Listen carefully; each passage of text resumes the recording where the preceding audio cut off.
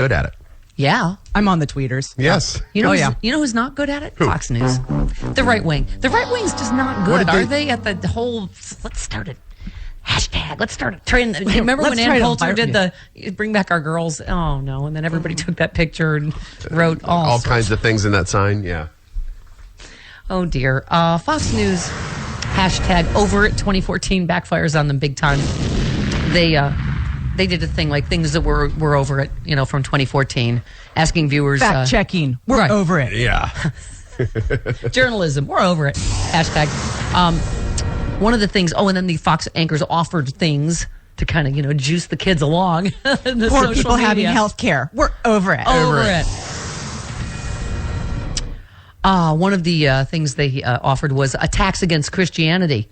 Over it. Yeah. Elizabeth Hasselbeck offered up that one. Right. Attacks against Christianity? Yeah. So what? Wait. Can someone? Can we? Okay. Over. Follow-up questions. Over it. Over it.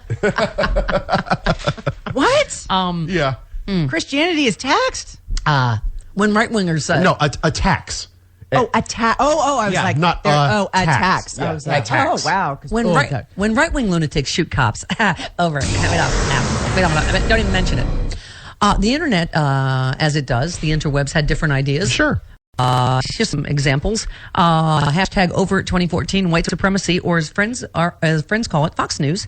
I like the Simpsons joke where Fox News not racist, but number one with racist. Yeah, exactly. Jeff Ninecow, one of our tweeters, said, I'm over dangerous, incompetent, corrupt, fundamentalist, low information GOP hacks hurting America on Fox and Friends. Over at 2014, hashtag go away. And then another one, Fox and Friends, doughy white people with terribly racist, sexist, and homophobic opinions. Hashtag over at 2014. Yeah. So, true. Yeah. Did I tell you about that didn't go the way they planned. What was the one that someone said, I'm a former Survivor contestant? And disguised as journalist. Journalists. Right. Yes, over it. Right. Did I tell you about when I was on Hannity? Oh. Did I tell you about the story? I didn't tell you about the story. Oh, my God. Well, it's like, in the business, we call it, it was the panel of 20 people. So they call it the Idiot Thunderdome. And Mad Sean beyond Thunderdome. Right, but like the women there are stunningly beautiful. Yeah. I mean, they're wearing heels that would make strippers blush. Right. I just absolutely gorgeous. And the men are, of course, the opposite of that. They sit us in this panel, and above me is this sign that says "The Big Lie," and we're supposed to talk about Obamacare. Right. Oh, I don't have my glasses on. I look in the monitor, and I can't figure out which blonde I am. It's like I'm wearing blue. Okay, that's me. That's the one right there. But yeah, we went through the whole thing, and it actually never aired. But it was. You must have made too good of points, as you tend to do. Right. Well, Hannity didn't know who I was.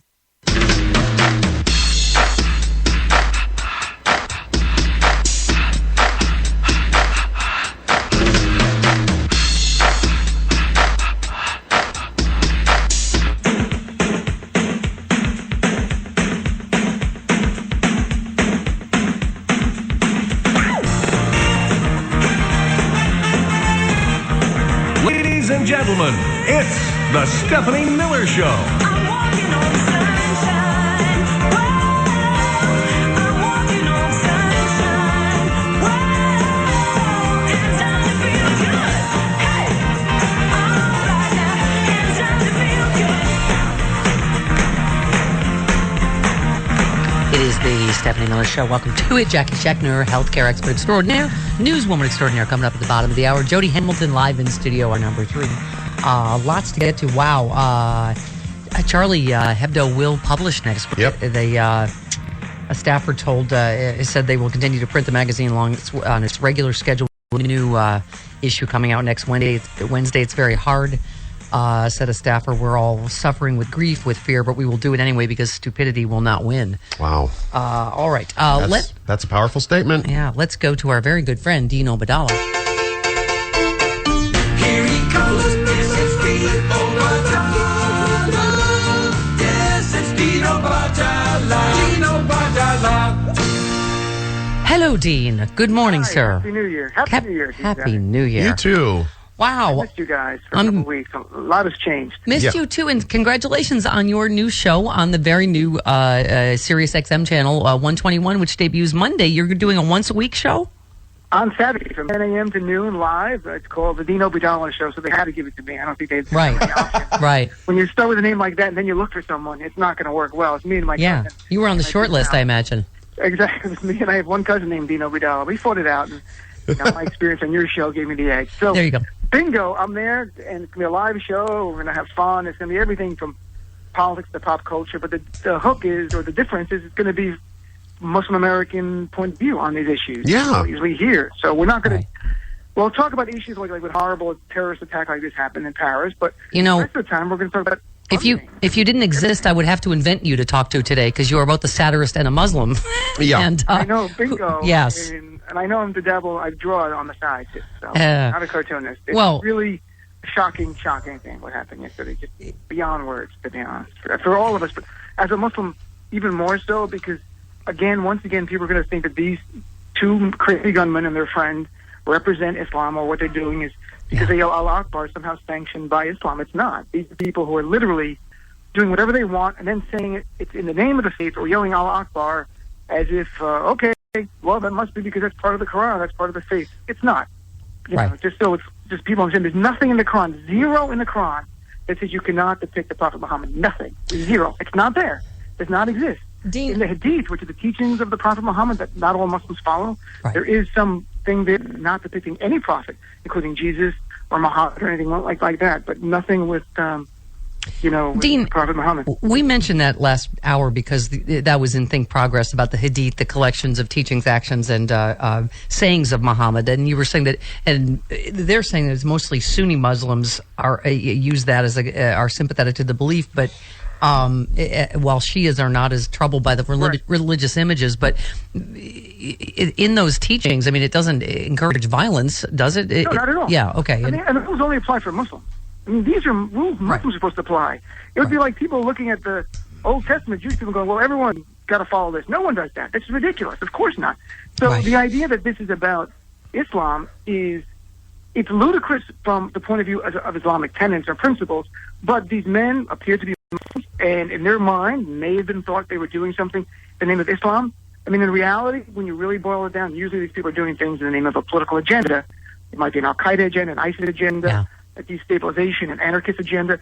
What really motivates them more than anything is a political agenda, but they'll look for things to hang out their hat onto and go like, we're going to revenge the Prophet Muhammad from cartoons 2.5 years ago. Really? That's what you're going to do? Right. I mean, seriously, it's ridiculous to me, but this is the world we live in, and we have to deal with it now. So I hope every publication in America publishes those images, those cartoons of the Prophet Muhammad. Well, and, we have freedom of expression in America. American Muslims, I know, might be offended by it, but they'll respond the way that we respond to anything offensive. You write letters to the editor, you might protest if you want. Dean, you're right. I think they'll roll their eyes. I was going to say, even covering the story, that was just in that American publications are reticent to publish the cartoon to say this is what it was about because to incite further violence. And you're right. It is.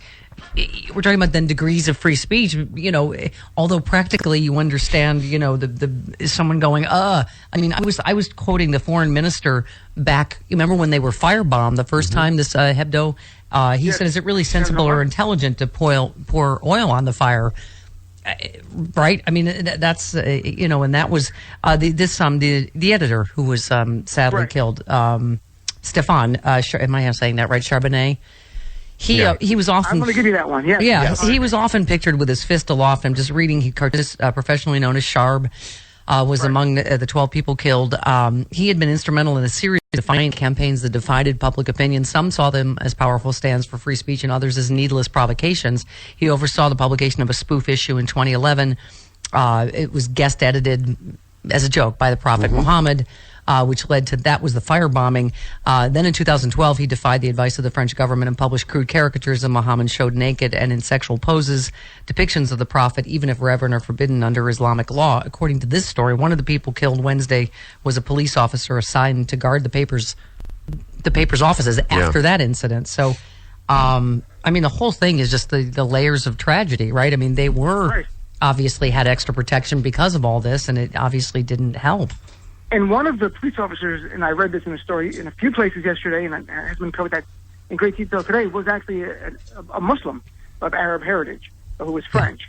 And his last name escapes, his first name is Ahmed, was one of the two police officers killed. So you had a Muslim there guarding, as his job as a police officer in France, the freedom of expression of a publication that would include images of Prophet Muhammad, which deep down might offend people the same way some images of Jesus might offend people. But the way people respond to being offended is they have protests if they want, or they boycott. That's their choice, and that's protected. And that's freedom of expression just the same way. It goes back and forth. Violence is no place for it whatsoever, and it's not based on Islamic teachings, principles. It's based on these guys' view of the world. You know, perhaps they were brainwashed, but ultimately, a political agenda is what motivates people, and they use religion wherever they can, and that's part of it. So it's a struggle for our community. We're out there trying to make it clear these guys don't represent us. Boy, I've said it before, but boy, oh boy, would I don't know if Bill Maher's back on this week, but I sure wish he would invite you on to have, for this debate, because this is going to reignite this, right? It will, and he already tweeted some stuff about all moderate Muslims, blah, blah, blah. There's no such thing as moderate Muslims. There's Muslims, and then there's crazy people. Right. So there are mainstream Muslims, and then there are crazy radicals who do horrible things. I'm not a moderate Muslim, I'm just Muslim. I'm on the more secular side, that's for sure. But, it doesn't make me a moderate. I'm not screaming progressive if you really get into it. But I know what they mean by moderate Muslims. I don't think it does a service to it. And, I hope that, I've talked to a lot of Muslim American comedians who live in the Middle East through Facebook and email over the last day, and they're as defiant as ever. But, they don't do jokes about the Prophet Muhammad. I asked them if they would. One said they would, but they had not. They said their comedy, sort of like mine, will make fun of ISIS and Al-Qaeda. They're the ones killing people. It's not the Prophet Muhammad killing anybody. It's these crazy people who are using faith to kill people. And it's more daring, and there are comedians, and I wrote about it before, in the Middle East using comedy to mock ISIS on television in Iraq and Lebanon, who are putting their lives on a line using freedom of expression to mock people who are literally marching around in their country, who would kill them if they found them. Right. So it's a struggle, and we'll see how it plays out. I just hope, we see Muslims standing up. And I saw them on TV. I was really happy to see Muslim leaders and internationally Muslims denouncing it.